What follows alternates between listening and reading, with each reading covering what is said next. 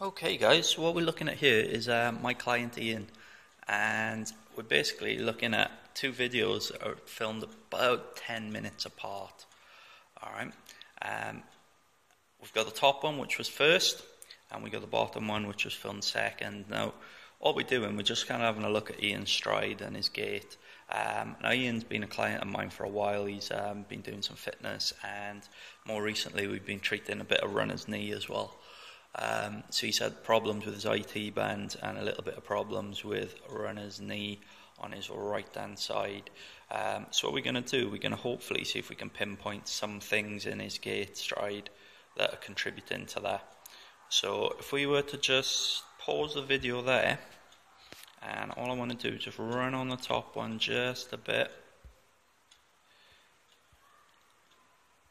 and we're just going to have a look at just his striking angle on the floor. Okay, so we're going to give him,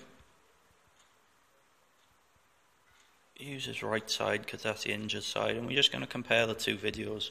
Alright, so all we're going to do now is just enlarge the top one, drag him into the right place so we can have a little bit of a closer look just at what's called the Q angle.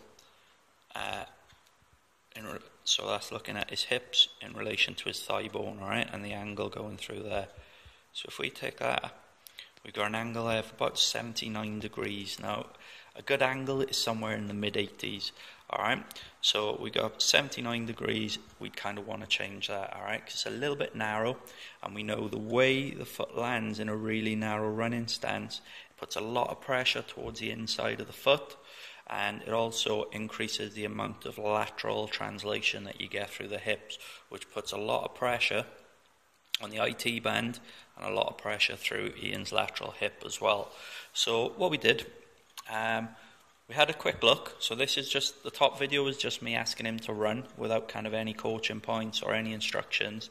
And then all we did, we just asked him to lengthen his stride a little bit, go for a slightly higher knee lift, and just try and get about 6 inches in between his stance at the bottom. Alright, so we asked him to do that. He found it quite difficult. So what we did then, we took him back and we started mobilizing him into some stretching exercises. Alright, so what we really did, we knew that he had a tight groin, so we really got into his groin, opened his groin up on both sides in kind of functional dynamic stretches that are really suitable and have a really good carryover for running. And then we put him back in with those 3 coaching points. Okay, so a slightly longer stride, a little bit more of a knee lift, and trying to run with just a tiny bit more width. And this is the difference. So if we go to the bottom video and we enlarge that, get him in the middle, and if we go back to our angle there, take him across, and take him down, you can see that he's striking the floor now a lot straighter. So 87 degrees, that's somewhere where we really want to be at. Okay, so just from this you can see how powerful the combination of the biomechanics and the dynamic stretches or mobility exercises are that I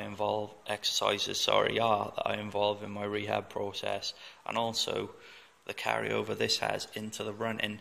And along with the coaching points, we can really improve how somebody moves and how good someone's gait is. Now, don't get me wrong, we've got a little bit to do in his upper body in terms of the way he's bringing his arms through, and we've got a little bit of extra work to do on that right leg as well in terms of improving how his hip internally rotates to basically stop his foot from kicking out.